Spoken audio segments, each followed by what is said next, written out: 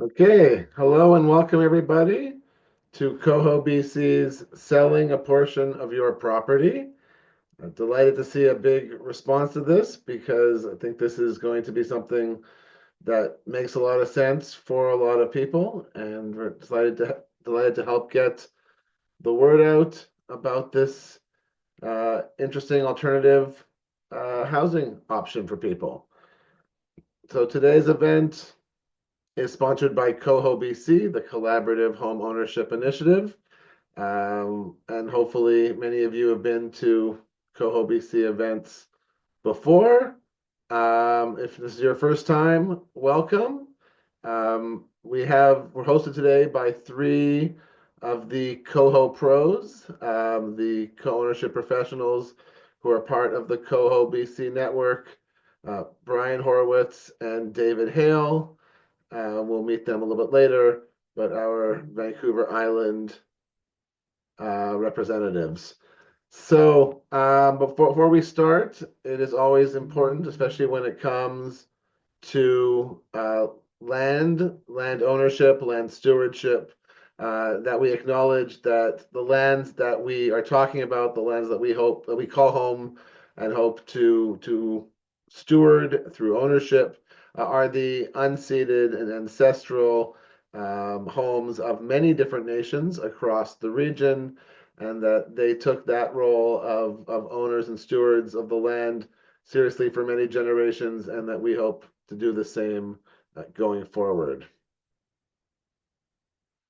So what is CoHo BC? CoHo BC is a collective working to promote co-ownership as a viable and valuable housing option in British Columbia, to provide resources and professional support to assist groups going through the co-ownership process.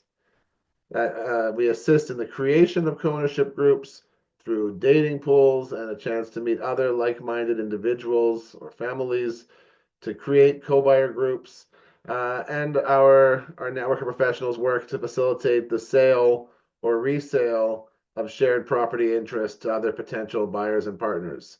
So it's the first, second, and third, and fourth, I should say, that we'll be here to talk about today, kind of to explain to you how co-ownership works and why it is a viable option, to show you some of the professional resources and services that are available to you, and to help you to let you meet some of the people who could help you in finding a partner, or potential buyer for a share in your property. So CoBC is a collection of professionals who've come together all with experience and expertise in collective housing and co-ownership. So you don't have to reinvent the wheel, you don't have to wing it. You can use the experts, make sure you've had the right conversations in advance, the right systems in place, the right legal, social, financial, and real estate advice to set you up for success. So we are real estate agents such as Brian, David, and myself, who are often your first line contacts in these type of interactions. But we also include lawyers, builders, financial institutions, architects, mediators, matchmakers, really everybody at every stage who can guide you through the process and set you up professionally, and with the best, most experience in co-ownership available to you. CoBC is not a unique organization. We're part of an international movement. There are groups in Eastern Canada and Toronto, like Housemates and GoCo Solutions.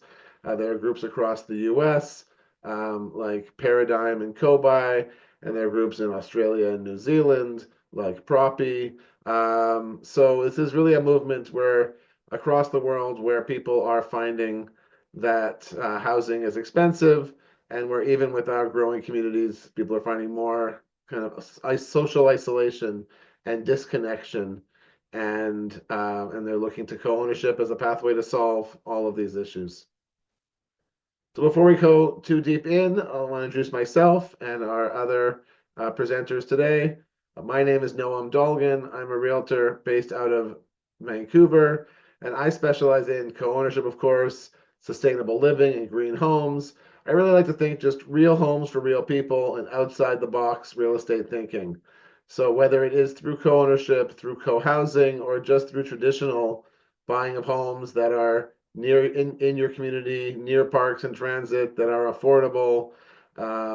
These are the ways to think about what is the best housing solution for you. And before getting into real estate, I worked in environmental education and institutional greening, as well as community engagement. So I really come at real estate with a triple bottom line sustainable vision, helping you find housing and housing solutions that are affordable, supportive in terms of community, and environmentally sustainable. And co-ownership really can be a pathway towards that. We are also joined today by Brian Horwitz, our realtor based out of Duncan in the Cowichan Valley, but who works across Vancouver Island and the Gulf Islands. Brian, why don't you take a moment to introduce yourself? Hi, everyone. Good to be here. Um, I know I can't see the actual slides on my screen, but anyways, I'll figure that out. Pleasure being here on board tonight. I'm an agent here focusing on real estate in the Cowichan Valley. Co-ownership's been a big part of my life before I became an agent, and now as an agent, I see it as a bit of white light to bring into a bit of a cutthroat part of our housing situation. I focus on residential, commercial, fractional. I help people buy land. I help communities come together, partnerships come together. Um, and I help sellers sell portions of interest in their properties, not to mention my typical real estate business. But I'm living and breathing in the co-ownership space here on Vancouver Island and the Gulf Islands. And it's a pleasure to see things really start rolling along in this space. Thank you. And we look forward to hearing more from you later in the presentation. We're also joined today by David Hale, the realtor in Victoria and the founder of Shared Home Ownership Victoria, who is our CoHo Pro in the Victoria area. And we'll talk, in addition to his professional interest in co-ownership, we'll talk a little bit later about how he and his wife sold a share in their property. But David, thanks for being here, and please take a moment to introduce yourself. Great. Glad to be on the program. Hello, everybody. Thanks for showing up. I specialize in the Victoria area, basically from Souk to Sydney, Greater Victoria area, and I've been selling real estate here for over 30 years. And started out, I guess, on the pretty creative side of real estate, selling manufactured homes and doing rent to owns back in the mid 90s, I guess. And so I've always had a passion for helping people get into the market and into affordable housing.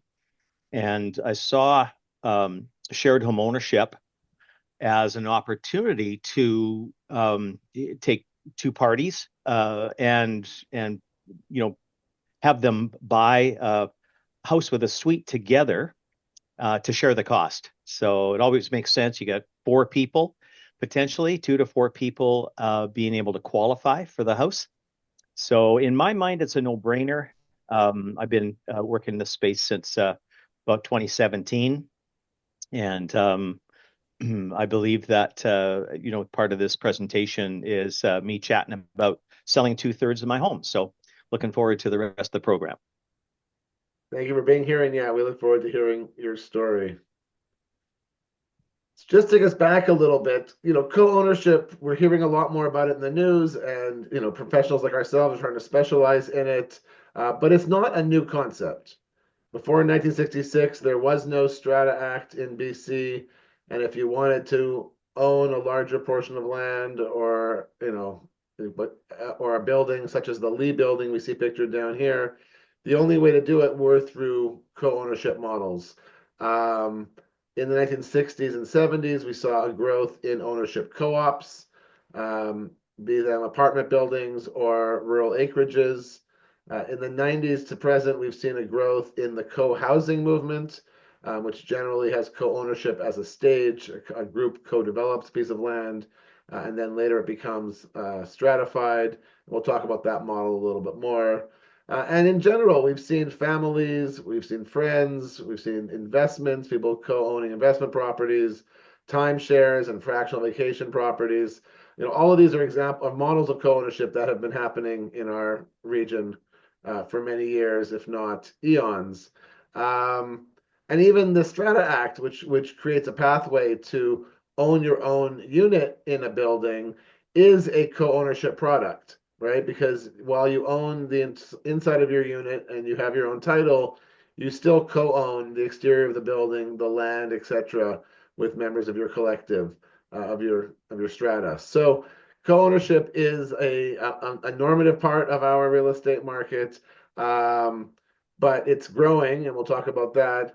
And the idea of selling a share certainly even to a stranger is something that is finally kind of having its day, as the need arises for affordable housing options, and as we see a generation of people who own land, but want to stay on it, but maybe want to access equity in their property, or want to have someone to help share the costs, etc. So why would somebody sell a share in their property? There are lots of advantages, but the big draws involve accessing equity in the property without having to move or pay high reverse mortgage fees. That equity could be used to support your life, your retirement, just in general, to travel, to help other members of your family get into their own housing according to their needs, right? So that's a pathway that makes a lot of sense for a lot of folks who've maybe owned property for many years, have built up equity in the property, don't want to have to downsize to where there are condos available. They don't want to leave their community. They don't want to leave their home or their property, but they don't need the space, and they don't need all that equity in the land. It's also a solution to build community and mutual support systems. So as you stay in your home, but maybe have someone to help look after the home, or the neighbor, or you, as it were. So we see a lot of families going through co-ownership intergenerationally for this reason, but also people looking for friends or strangers who are in a different age demographic. So you have a lovely acreage, but you can no longer farm it or maintain the land. This will allow you to bring in somebody who can do that work that you can't do anymore. Or again, if you're traveling for half the year, they can look after your home and your space for you while you're gone. So that's, partner with people who trust, who are nearby and will look after you, take responsibility for you, the bill payments, the farm, the gardens. This also reduces the ongoing costs and responsibilities, as I've said, of home ownership. So you're now sharing the taxes, sharing the insurance, sharing the work around the property. So that can allow you, a better retirement, or just more flexibility or lower costs. This allows people, co-ownership in general allows people to live in otherwise unavailable locations. So in this case, it might be your own property. If you're selling a share, you can stay in your home you wouldn't normally be able to do. But also a lot of our single family neighborhoods aren't zoned for stratification, or they're starting to be now under the new multiplex plans in the bigger cities. But many of the rural lands certainly aren't, and much of the historic housing isn't. So if you did want to downsize and access equity, or live in a suite you can just lock off and go away from, or to have less responsibility, it often involves having to leave your community and leave your neighborhood, which can be really tough for people. And the other side of this, of course, it creates a pathway for someone who can't afford a property like yours into home ownership, whether they're your family, friends, or even strangers.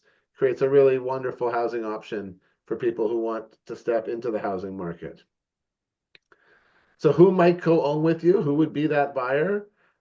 Certainly your friends and family are a major pathway that we see a lot of folks going with.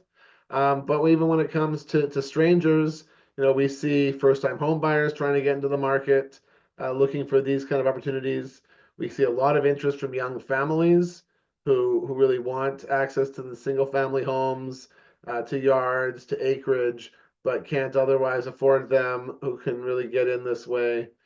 We see a lot of interest from downsizers and older adults who realize they don't need as much space, and who really want that community in their lives. Investors like this as an option sometimes, because they can have an ownership stake in a property with the absolute best tenants, being you, the partner, the home, the owner occupier, So it can be an interesting pathway for people to invest in each other's properties. And in general, to think anyone who can think collaboratively and outside the box can usually see a time and a place in their life where co-ownership could make a lot of sense for them. And what co-ownership looks like is really up to you. And one of the advantages of being the seller in this case is that you can really set the terms of what you're looking for on your property and try to find a partner, a buyer who matches your needs. So, for example, you're looking for communal living. Do you want to share a house and live really collectively with all the support, but also all the challenges that come along with that? It's certainly the most affordable option. It brings the most social connections into your home, and we do see examples of the Golden Girls style living where people come together, whether it be in their golden years or whether it be as when they're in their 20s and 30s and at a stage where they're going to be living collectively anyways, and people throughout demographics who want that communal living. But for most folks, co-ownership looks like private dwellings and suites, so multiple dwellings on a single property. Most of the province is zoned to allow for two houses, often a larger house and a smaller house, but for two houses on one lot for many of our lots, and homes that are divided into multiple suites. So in our cities, a lot of the zoning allows for garden suites or basement suites. A lot of our old historic housing stock has been divided into rental suites over the years, and these become also really appropriate for co-ownership, where everyone gets their own home, their own suite with their own kitchen and bathroom and living room, and they don't have to live right with the other person.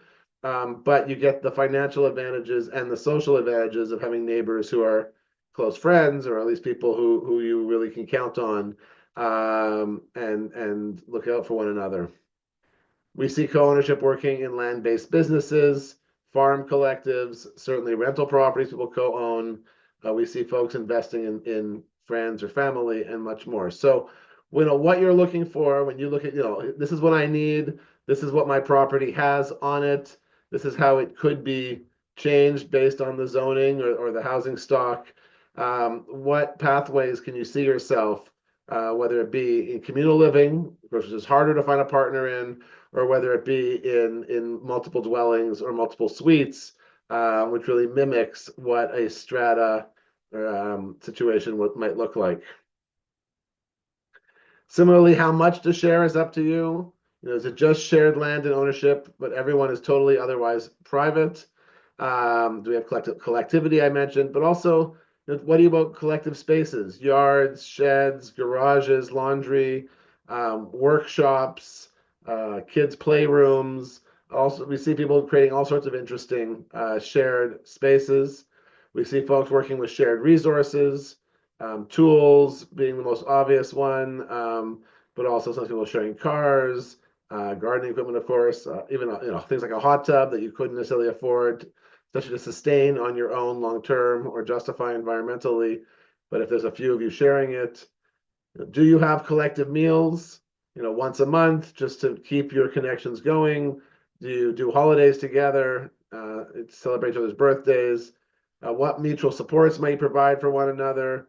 Babysitting, shopping, carpooling. We're definitely seeing folks, older folks looking for younger folks who might be able to do some of the shopping for them and some of the supports around fixing up their house and things like that. Maybe providing an affordable option. We see this a lot in rental, providing an affordable rental option for someone younger, a younger family in exchange for some level of support. And that can be created through co-ownership as well. And I've already mentioned collective businesses. So you really get to structure again what it is you're looking for, and then hopefully find a partner who matches that. As I mentioned earlier on in my introduction, this is becoming more and more popular. One of the most recent surveys said that 51% of Canadians are open to co-ownership as a pathway into home ownership. I think those numbers are for non-owners, but the point is this is clearly a large portion of our population. Up to 70% of the younger generations and 34% of the older generations say they're open to it. So people really see this as something that makes a lot of sense for them. And even in some of the more conservative surveys that come out, right, the numbers are generally somewhere between 7 and 15% of the total population are open to this. So you guys are the select few, but when you start talking about this with your friends and family, or putting it out there through the CoHo sphere and through Realtor.ca and things like that, you'll start to see that a lot more people are open to this model than you would have initially thought. There are also options to co-create housing together. So I mentioned earlier how co-housing communities have been creating kind of development groups and buying land and building out their communities together. You can now do that on a smaller scale where you can team up with another buyer to buy land, or in your case, again, owning property. You could team up with a buyer who would come to you and say, what can we do with your property? Can we develop a duplex or a multiplex on it?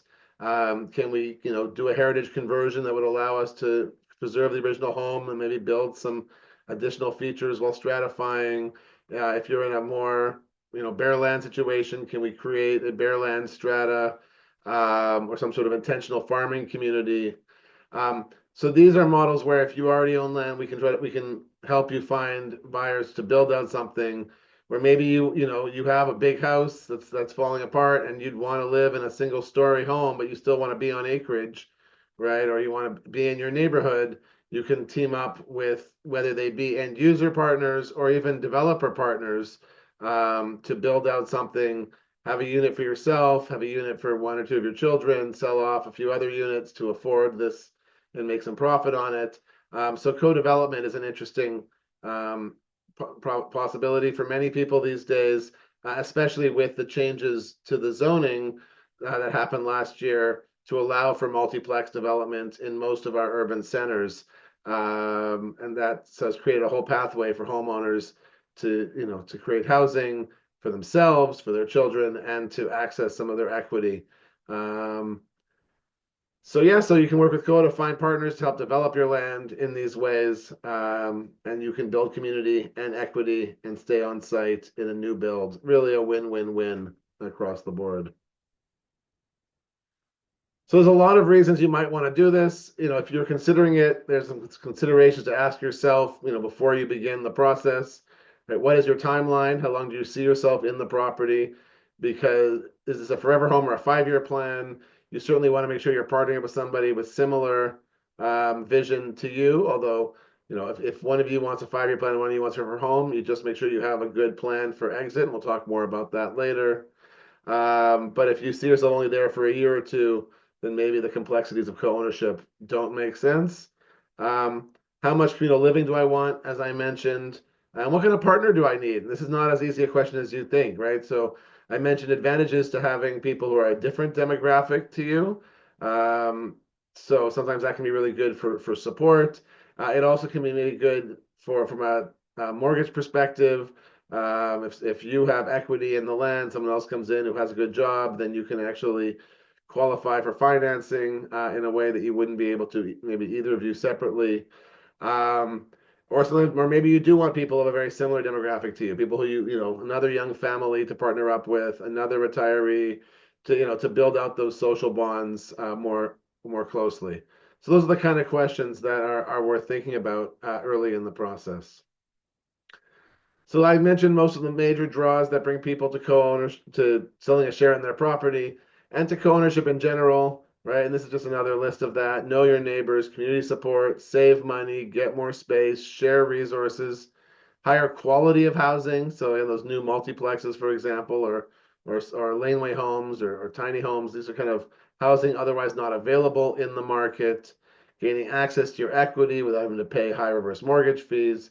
Financial synergy, the advantage that you can do more sometimes with two than either of you could individually. And I really do see this as a triple bottom line sustainable choice, socially, fiscally, and environmentally, a good pathway for many people.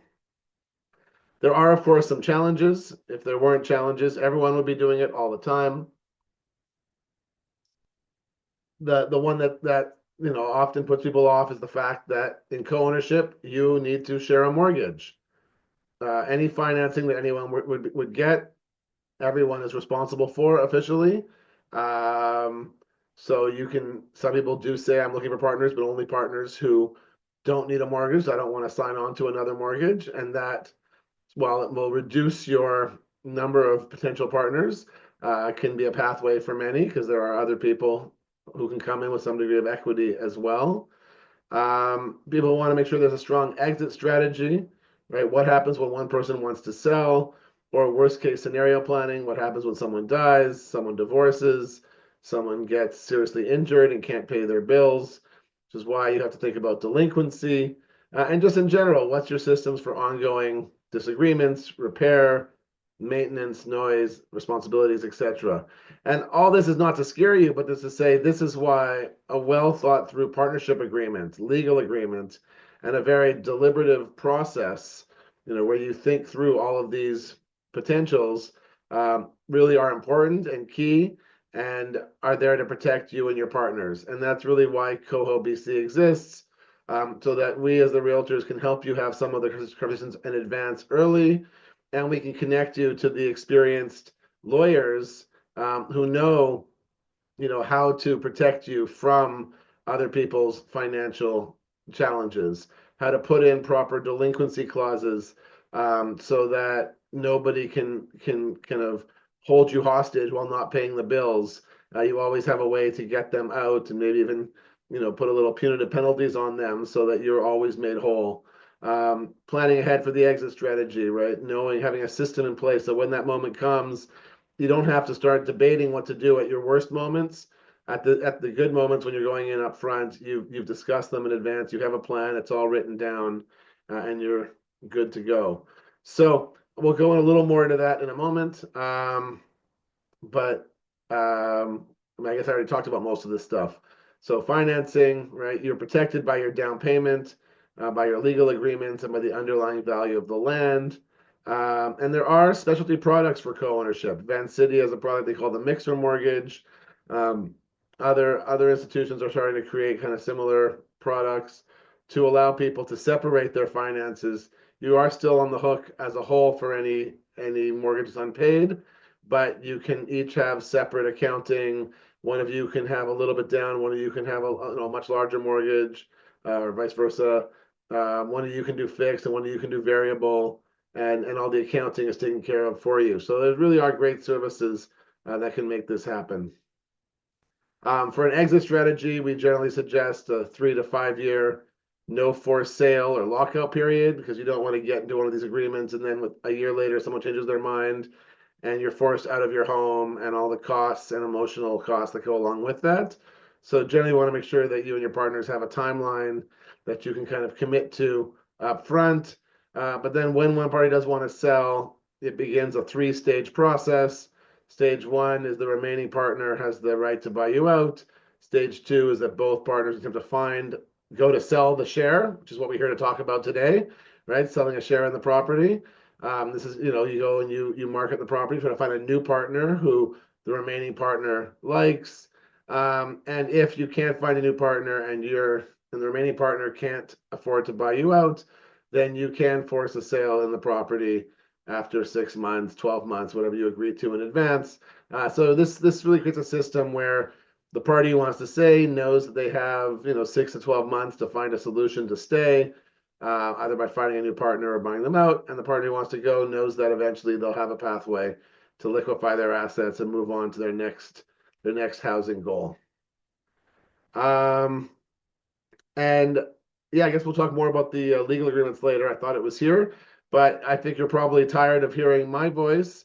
So instead of hearing all the kind of the detailed stuff, we thought we'd take a break at this point, and hear a little bit from someone who did exactly this, who sold a share in their property. Actually, 2 stories we'll hear from now, about their experience and what the process looked like. And then we can go back a little more into the minutia of how to do it right, and all the protections that CoHo can help you implement. So, Mitch, thank you very much for being here today. I think I need to make you a co-host. Yes, thank you very much for being here today and for telling us a little bit about your experience, and for trusting Brian and the crew from CoHo BC to help you sell a share in your property and create the co-ownership situation that's right for you. So at this moment, I'll turn the floor over to Mitch and to Brian Horowitz, who helped him in his sale, to talk a little bit about their experience. Yeah, right Hi, on. everybody. Mitch, yeah, thanks for Hi, coming, Mitch. my Um, pleasure. Mitch, I was going to get right into it and then kind of ask you a question, but you're here. Noam's introduced you. My first question to you that I'll ask you now, as opposed to in a couple minutes, is what drove you to sell a portion of your property? What drove me to sell my portion of my property? It was several different things, you know. It was something that I deliberated about for quite a while, like a good 6 months to a year. Um, it was driven mostly to start with by separation. This is a house and a property that my ex-wife and I bought, and we raised kids on, and we built a house. And my ex wanted to leave the co-ownership after we separated a couple of years in. Actually, we kept it for a little while. And I was really torn. I really wanted to hold on to it. I had a lot of sentimental and emotional value to me. I loved the land a lot. And yet I knew I couldn't maintain it myself. So out of that kind of quandary, I heard about Coho BC. I'd been really interested in collective living and more collective kind of ownership situations. Already, I had even run workshops about co-housing before with a friend of mine. So it just seemed in the end that I it was something that I wanted to do for lots of reasons. The social reason even, and just like kind of like feeling like I'm doing something with my land that meant something. Um, so yeah, it was, but it wasn't an easy decision because it is daunting. It's kind of scary to think about how to do all of this, and all the things that Noam just mentioned can be very kind of like intimidating to try to tackle. But I got Brian's name from a friend who would have been to one of your webinars, and the rest is history. Yeah, right on. Yeah, it all starts with thinking about things and a lot of our conversations, they kind of stop after the first or second conversation. Yeah. And it was nice to see, we had our conversation and we have so many of those initial conversations. And once you called back the second time, that was really Mhm. exciting when you were ready to commit to the process. And Yeah. yeah, and further to that, I'd love to just kind of share with everyone on board here, regarding the process, because it is non-typical, right? Yeah. All Mhm. right, cool. So yeah, so further to that, every property is and person is unique. However, the process and template doesn't fluctuate that much. And so the following is a breakdown of Mitch's co-ownership sale I had the honor of facilitating on behalf of him and his wife. Once again, it all starts with reaching out, and that's exactly what Mitch did. We had our initial chat. I wasn't expecting too much after that, but second and third conversations really do kind of open up the file to another level.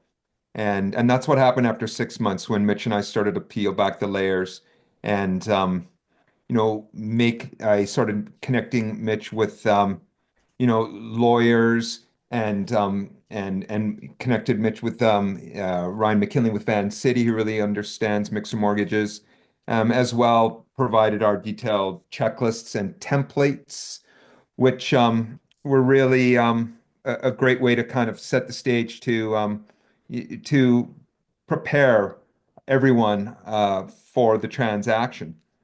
And after that, the excitement was starting to build, and we were moving in the direction of listing a portion of interest on the property. And with that, I needed to get familiar with the subject property.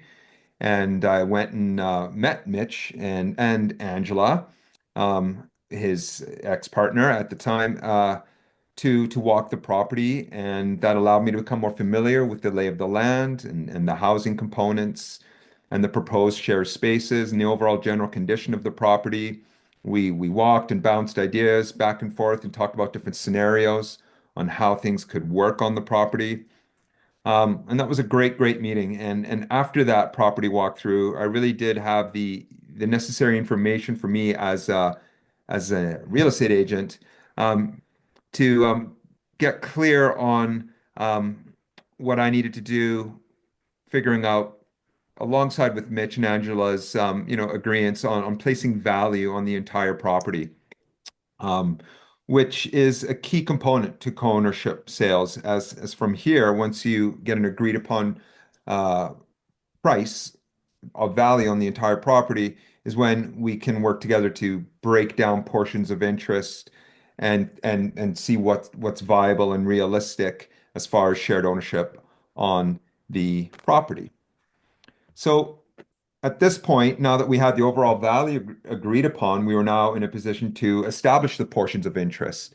And there are many ways to divide a property into portions of interest where each single percentage can actually equate to thousands of dollars. So we hummed and hawed and we looked at 70 and 60 and 65, 70 30, 60 40, 65 35. And after peeling back the layers on all those um, different types, portions of interest, we decided that 65-35 would be an appropriate split on this subject property, where Mitch and Angela were selling the main portion, the main house of the property to a like-minded collaborator. And this is the primary goal in these types of real estate endeavors, is to create win-win situations where the seller can get the funds they desire, while at the same time, a community-minded buyer can get better housing at a lower price point.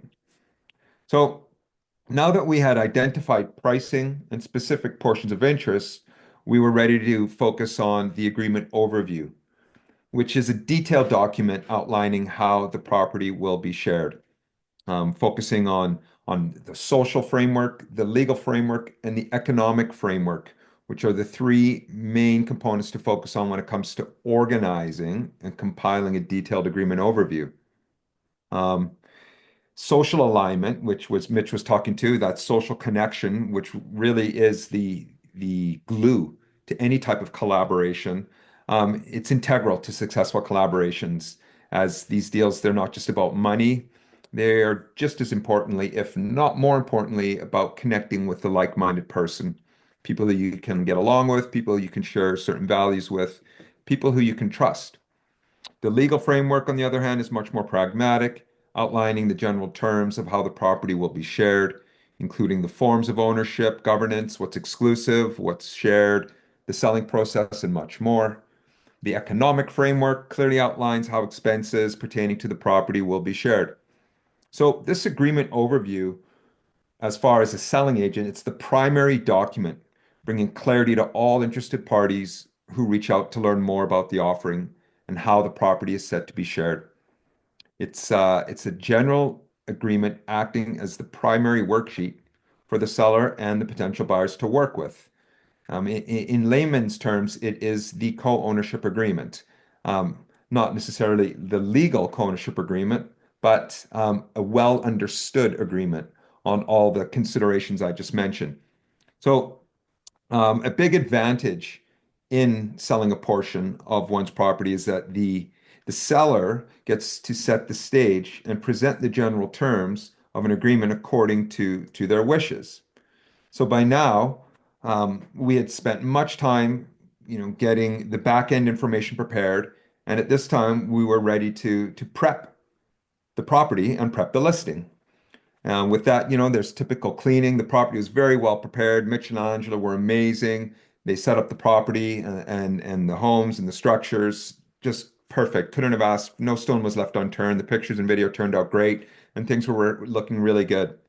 Prepping the listing on my end, in addition to my typical checklists, are getting that agreement overview organized, so interested parties can just clearly read that. I don't have the time to take 15 minutes to explain to every person how the property is going to be shared. So that really is the valuable resource, as well preparing specific buyer's agent notes clarifying how offers will be dealt with. Um, it's like including specific co-ownership clauses pertaining to the proportionate sale that need to be included within a contract of purchase and sale. And this is another big part of navigating co-ownership sales, as most buyers agents out there working in our typical real estate environment aren't privy to these types of transactions. So not only was it an honor kind of bringing this new form of real estate offering to the public market, it was also wonderful educating the buyer's agent, Jeremy, who's a great guy, and now he's connected in my network, and we support each other professionally, to educate other agents on how this works. So that there was a lot of great feedback once we listed the property from buyers agents, and a lot of confusion too. However, we were really organized with our back end documents, and things were looking really good. So now that the property and the listing were all set, we were finally in a position to list the property. We felt ready and confident to share the offering with the world. So the selling process. Once I've said it once, I'll say it again, is preparation truly is essential. And, a lot of work had been done on all of our parts by now. And the stage was set. And we listed the property, and right away there was a lot of interest. Many longtime agents were intrigued with the listing, some with doubts, yet we felt really good. And I knew in my heart that we've done a lot of hard work, and the connections we had in place with the lawyer and the lender, that we were all well prepared to take this on. The property and the listing were in fine form. And with interested parties reaching out, we could focus on our primary goal, which was finding Mitch a like-minded partner. Further to that, usually when it comes to showings, properties are vacant. A buyer's agent shows up with a potential buyer and walk the property. All information is kept confidential, and buyers and sellers hold their cards close to their chest, but not when it comes to co-ownership sales. The showings protocol is much different. As Mitch was saying, and as I was saying earlier, social cohesion is imperative to the success of collaborations, and much transparency is required right from the get-go between all parties.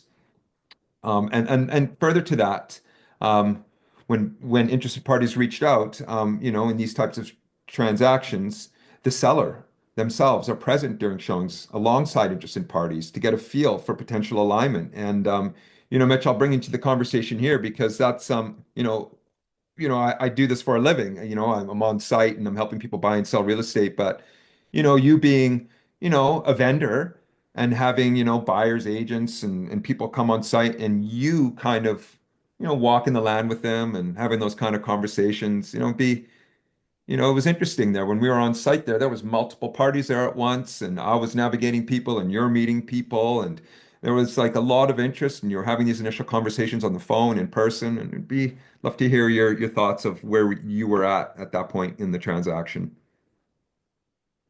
Yeah, thanks, Brian.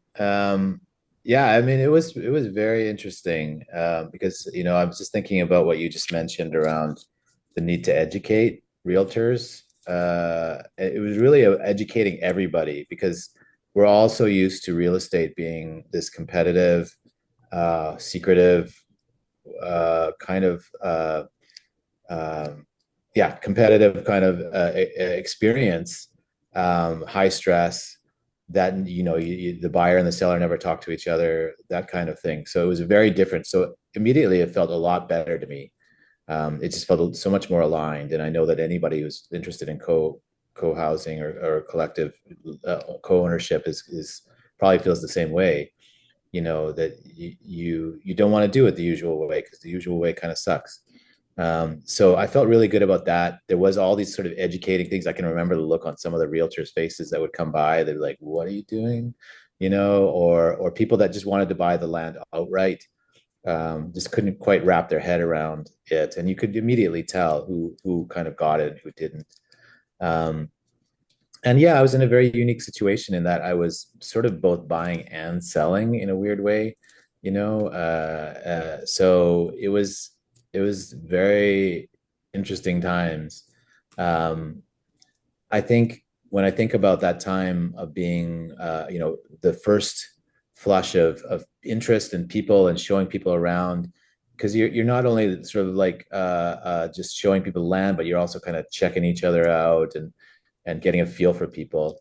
Um, and as sometimes happens, it was really the first two people that came and looked at it were the ones that were in the running almost immediately. I almost immediately knew that. And, our story was that we ended up, I tried to go with my first pick out of those two people, those two parties, and it fell through. And I had to go with my second pick, who in the end turned out to be the better pick, I think.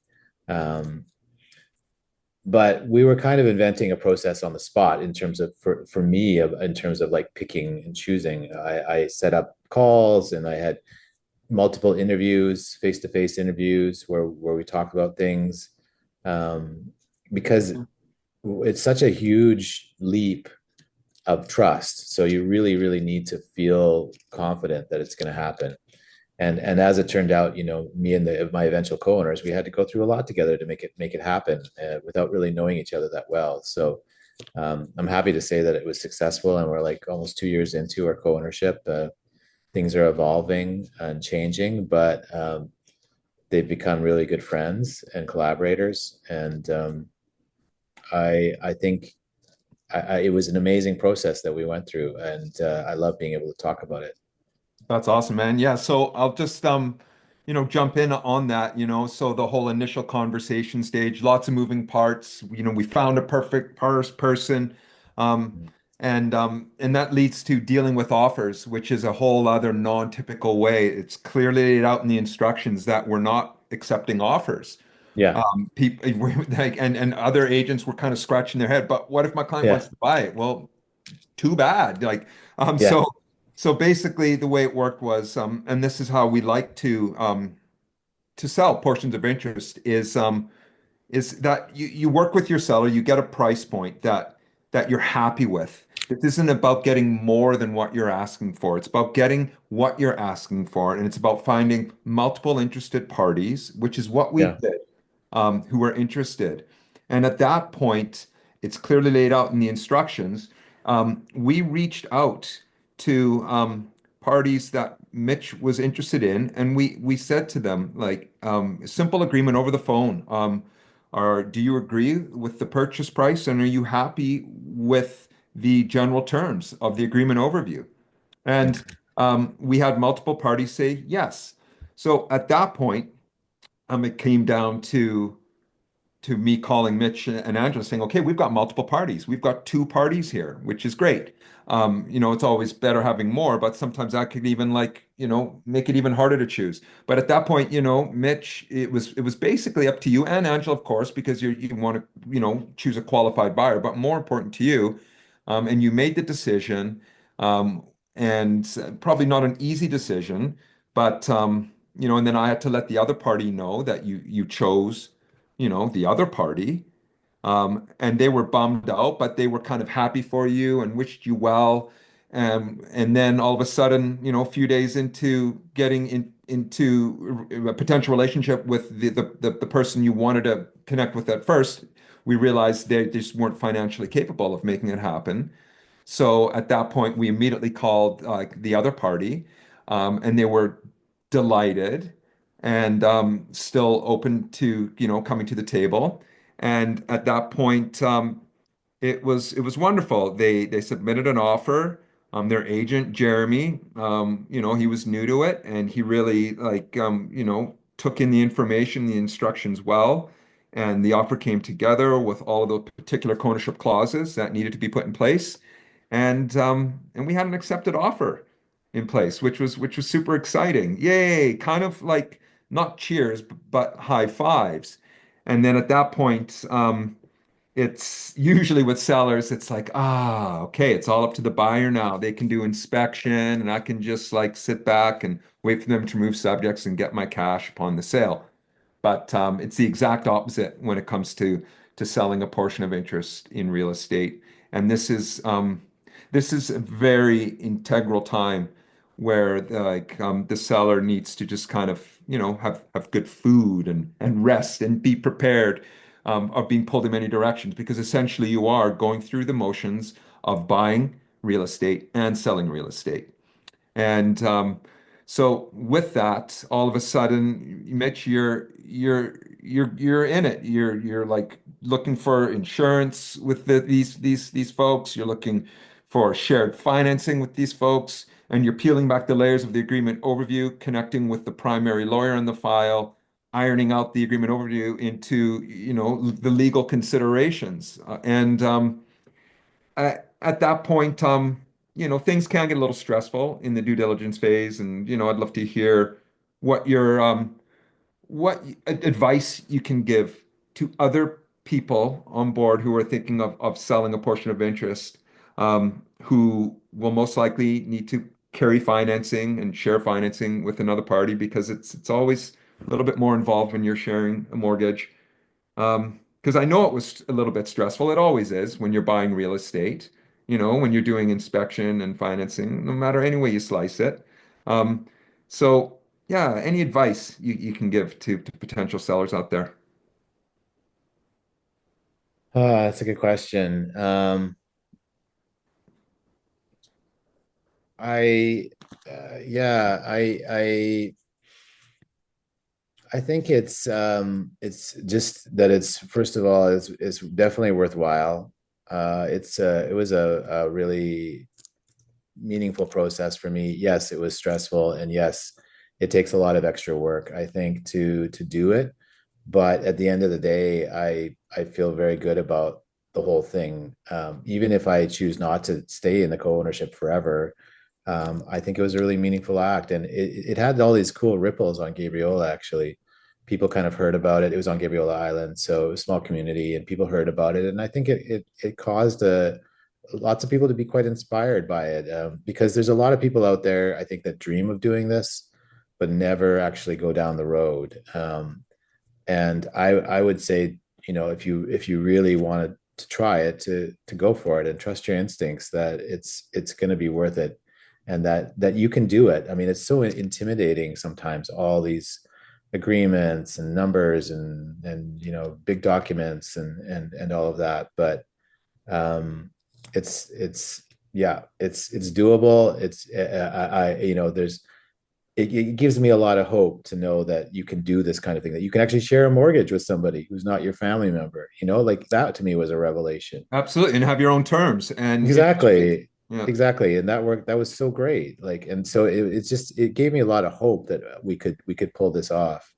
In terms of like concrete advice, um, patience, don't think you're going to make this happen really quick. It takes a while. I think from when I spoke to you, Brian, and we said, yes, we're going to do this, to when we finally made the sale, it was, I don't know, 8 or 9 months. Not through any fault of yours at all, but just the getting the house ready, getting the offer ready, the process of selling, and then we had some complications with the buyers that we had to deal with. well, yeah, because But they need to sell their place, right? They're all yeah, subject to sale, right? yeah. I mean, I think let's say that was 9 months. That was that felt quick in some ways. I think, just given our unique situation, and I'm sure a lot of other things can go faster, but in our case, we needed to have lots of patience and Yeah, just keep the communication really good, as good as possible, and be as straight up as you can. That, I think, that was a big thing that we did, was just to be super straight up with everybody involved, yeah, and not try to, like, you know work the system at all. And that felt really, really good. Just the ability to be totally honest and not play games, and talk to people very directly and on a level, of like person to person, versus like, yeah, the yeah. I games that hear you you, can man. get I'm doing that into. a lot Yeah. with my business these days, bringing vendors and buyers together, letting them have Uh-huh. like frank conversations, and it's just Yeah. like smooth and it's humane and it's wonderful. But as Yeah. far as advice that's going through my mind too, is like I learn from every file, and I learned a lot from Yeah. your file, and I guess just being prepared. I could have potentially even prepared you a little bit better, saying, "Hey, just to give you a heads up. Like once we get an offer in place, because I was focusing so much on the listing and preparing photos, videos, all that stuff, and then we're in it, and then all of a sudden it's like, oh, okay, Mitch is going through a lot right now. So I guess just kind of realizing, like for sellers to know the stress points in the transaction and to realize, okay, Yeah. it's go time. Like, Yeah. yeah, Yeah. Brian, I see a hand there if you want to yeah. Alicia, you got answer a a question? question. Or maybe it's just I, a hand like that I, was like sometimes you go like that and a hand just pops up. I'm not sure. The settings are such that I'm not sure Alicia can actually. Oh, But you in a can't. nutshell, we'll just close off this part of the transaction. Th things worked out, buyers and you, right? A lot of these Mhm. subjects were for the benefit of the buyer and the seller, Yeah. were removed. And as Noam would say, Yahtzee. Mhm. And here you are. How's it been? How many years has it been? 2 years or a year and a half? Or We're getting close to 2 years. Yeah. yeah, right. Yeah. And yay, right? So Yay. yeah. Yeah. I mean, Mhm. it's an evolving thing. Exactly. And most It's, importantly, sorry to interrupt, but most importantly is that when the time comes for you to sell or your partner to sell, we know exactly what to do. And that yeah, is a huge part of all of this. for sure. It's all about the agreement and having that really clear. And that, yeah, that process is really important to make sure it's not just that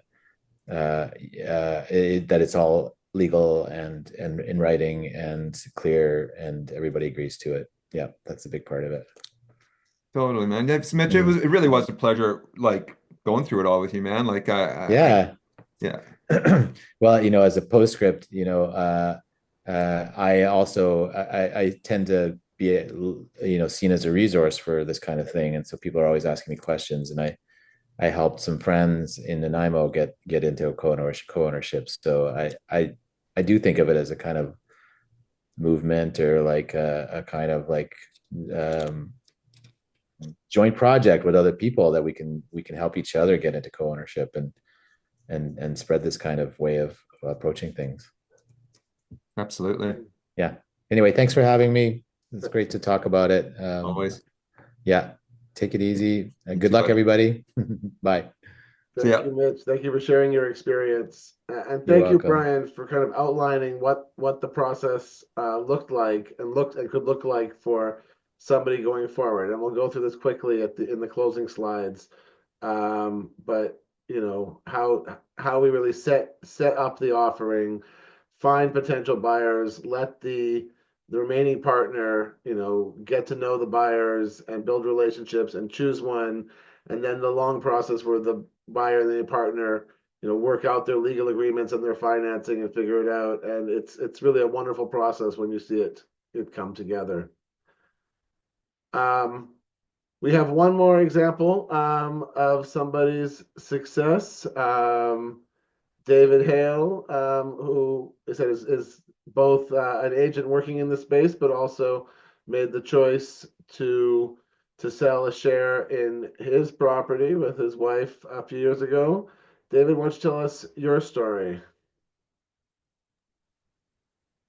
Okay.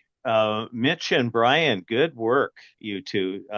It was great hearing your story because it is an emotional kind of a thing, and it's unique, and it's easy on the one hand, and there's just a bit more work to it.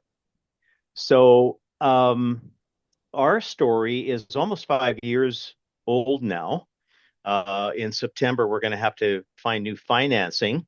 And there's a little bit of angst going on there because we got our mortgage at about 1.89%. And we're going to have to refinance in September. So I'm hoping that the interest rates are going to come down a little bit more. Best case scenario, our payments are probably going to double. But hey, that's the way the world is. So not going to complain. And we've got a fair amount of equity in our home now as well. So the picture on the slide here, you'll see it's basically a half duplex style townhome. So there's actually 17 units in the strata. Um, and, normally you cannot have a legal suite in the strata, but this property was spot zoned when it was built, when this complex was built. So there's on the ground level that you see behind the garage is a suite. And we had turned part of the garage into living space and had the bedroom for my 15-year-old son at the time, who's um, he's growing. He's much older and moved out now. And then a bachelor in behind that. So my wife and I basically decided to sell the upper two floors to Derek and Melissa, who we knew had a 2-year-old at the time and who's now almost 7. And they had been stuffed into a little 1-bedroom condo up at Bear Mountain and had given up the bedroom to the child. And you basically, we're getting banging on the roof from the lady downstairs. So they felt kind of trapped and on eggshells all the time. They felt they had to be out with the child all the time, just come home for dinner and put them to bed. They had to move their bed out into the living room, and there was no room for the couch, so the couch had to go. So it was a really awful situation for them. So they were totally delighted to join us. Of course, they got a really good deal on the price. They got their square footage tripled from about 550 to 1,600 square feet, and 3 bedrooms, 3 bathrooms, granite counters, and all that. 3 bathrooms. So they were delighted, and we were delighted as well because we wanted to really travel and invest a little money, and we have a motorhome, and we ended up taking a trip all across Canada with it, down into the States. We've probably done 2/3 of the United States in our motorhome. And so it was really good for us. We had somebody actually renting our place for a while, and while we were away, and we had a little sort of a crash pad built inside the my son's little suite that we would stay at when we were home. So it was a good way for us to really kind of fulfill our dream of being on the road traveling. So I recommend it for people that want to cash out a little bit of equity, that want to travel, that maybe have, want to have buy that motorhome, that recreational vehicle, boat, or that, have that place in Arizona or Palm Springs. And, so it's one way to release the equity that they've got in the home. So I think it is going to be a big part of our real estate industry. And I think, Brian and Noam and myself are on the leading edge of this new wave. People just, like Mitch says, are just sort of, they don't understand it. They're just kind of waking up to the idea. You try to talk to them, to people about it, and they're kind of, they kind of deer in the headlights kind of reaction. But it is easy. I mean, it all, like Mitch said, it really, it all boils down to the agreement that you have. You can put anything you want in the agreement. We, for instance, have quiet time from 11 p.m. till 7 a.m. Just part of the rules that we established. You basically can cover absolutely everything in the agreement, like what people pay for, the percentage, what happens if the hot water tank goes, whose responsibility is what, and you can protect yourself, as Noam said earlier, by putting in some penalties, some harsh penalties if you really feel you want to or need to, like what happens if somebody decides to walk away and go to Mexico. Well, in our agreement, we have that I'll keep 20% of your equity. Thank you very much. That's the agreement. So you can make it stiff. I recommend that, you do the agreement up first, like Brian says, then you take it to separate lawyers and have them dot the I's, cross the T's. So that takes away the fear of the whole shared home ownership agreement. So it can be done quite easily. I think it's a no-brainer. I, believe in the concept, and I think we're just at the edge of having this go mainstream. It is possible to do it through the MLS, like Brian says. So if you or anybody wants to put part of their property on the market, reach out to us, because it is possible, and it can benefit older people and younger people and everyone in between. The idea for me is get your foot in the market, start building some equity. So that's probably it for me, Noam. I'll tidy up, and I know Alicia, I think, had a question. Oh, there I go down over the Niagara Falls. Thank you. Sorry I didn't necessarily have your slides lined up quite right, but There's the beast as well that we took all across Canada, including Newfoundland and the eastern states. Fantastic. So David and Brian and Mitch, I mean, and myself all keep referring to this co-ownership agreement and pieces that go into it. Just to quickly go through what those pieces would be, right? There's a lot that goes to the agreement, and that would go into the co-ownership draft overview beforehand, usually about 12 to 14 clauses, depending on the complexity of your agreement. So that'll involve financing. What are your contributions initially and ongoing towards the ownership of the property? What's your form of ownership? Generally, we work with tenants in common, which means you each own your respective shares. But sometimes if there's couples involved, you can look at joint tenancy models with survivorship. With larger groups, sometimes there's co-op or corporate structures or long-term lease. But the most common is a tenants in common. What percentage of ownership, of course, do each of you own? And can that shift? What might lead to shifts in that ownership stake? What is the purpose and vision? So part of that is very practical. What's your respective space? What's my respective, private space? What's common space? If there's going to be any rental income or business income, how is that allocated? And even more things like, what values do we want to establish for the community? How will the property be managed? So who will be doing what? What are our respective roles and responsibilities on the property, and with things like accounting, and of course bill payment and the like. What are going to be shared resources and expenses, and how will they be shared? So it's not always obvious. Sometimes you're sharing based on your ownership stake. Sometimes you might be sharing based on your occupancy stake. So, if I have two people living and you have two people living, maybe we're sharing 50-50 on certain expenses, even though we own as a third, two-thirds. So looking at the breakdown of different elements and what would be the fair allocation of costs associated with them. What rules do we want to establish for our community? So David talked about quiet hours. We've certainly had people talk about whether or not to allow the things like smoking, or even the slaughtering of animals on rural property. How will gardens be allocated, all those kind of things. But yeah, general rules that you want for each other.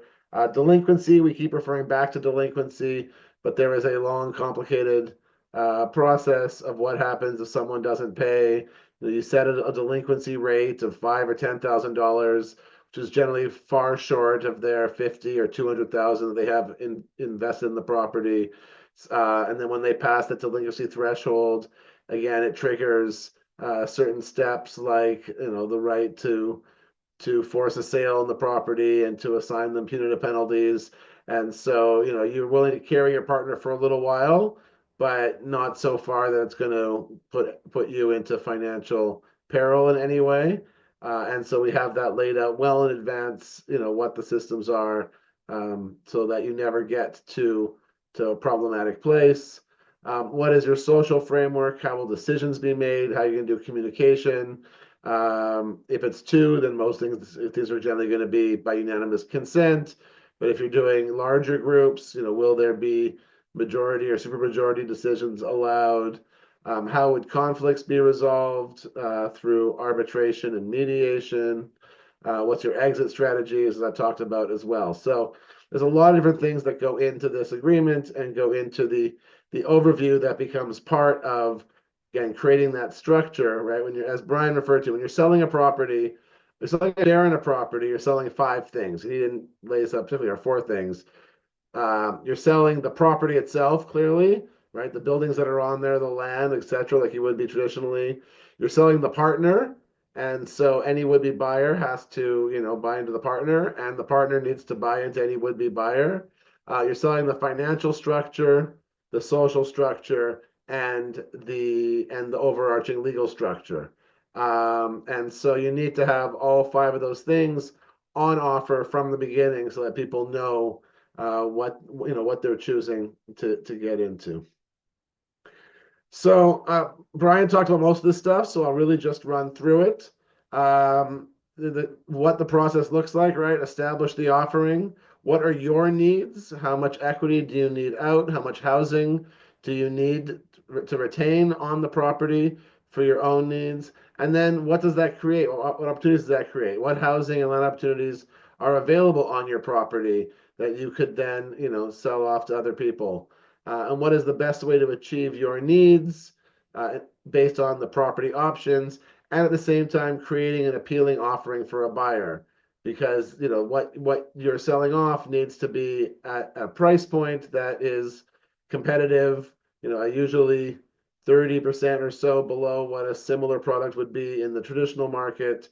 And fortunately, you do have a few additional levers you can pull in a co-ownership sale. So if maybe you can lower the percentage of ownership you're selling to create a lower price of sale, to bring in more potential buyers to choose the right one for you. So that's a tool you can play with potentially. There could be vendor financing models to help create additional financing options. So there can be a little more flexibility than maybe in some of the traditional sales. So all this goes into establishing an offering that's going to attract the people, but also, of course, support your needs ongoing. And then, as Brian said, you create the legal, financial, and social structure that would underpin the relationship, and you put that up front so people know what they're getting into. If they disagree with something, in your proposal, that's fine. They can talk about it. If they want quiet hours from 10 p.m. and you wanted it from 11 p.m., that's a conversation. If they want to have, a smoking area, that's a conversation. If they want to be able to, raise sheep in a certain portion that you had allocated as collective, but they want a little bit of that for private for themselves, that's a conversation. But if they don't like any of the underlying premise, then it's not the right fit for them. So you create a structure that you put out there to be the basis of finding the right partner. And then the process itself, I think Mitch described it pretty well. I mean, it's really like a dating process, right? You are putting yourself out there to the world. You're getting to know people. You choose one person to try to date a little bit deeper, and then it turns out maybe you're not as compatible as you thought. Right? In his case, the partner couldn't afford the financing.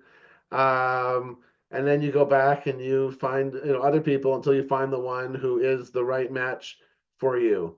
So, you put yourself and your offering out there, you see who wants to date you, you get to know a couple of them, you choose one to go deeper with, while letting the others know you still like them and you might be back in touch if it doesn't go anywhere.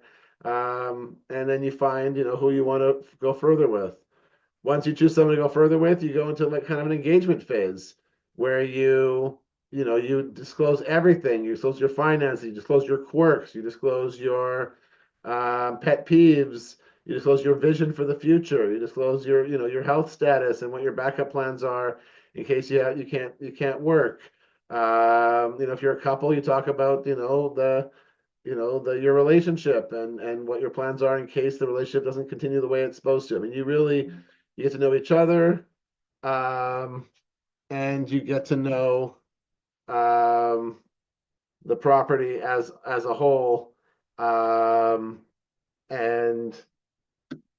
sorry, this um, and go deeper in, and you draft that partial agreement with the lawyer. And then, once you've got the lawyer stuff done, the financing approved, you've really talked about everything, then you go into the marriage. You finalize the contract, you sign the partnership agreement, and you make it a reality. And then you throw an awesome housewarming party and invite us to join you. So that's the general overview of what it looks like, right? As we've said many times, there are many advantages to why you'd want to do this. There are a few challenges, which is why you want to use professionals like ourselves and like our colleagues to set yourself up for success. There's a lot of personal reflection you want to do in this process early on regarding your housing and your financial needs, the potential of your land, the qualities of an ideal partner, what social framework you would want, things like that, things to think about in advance.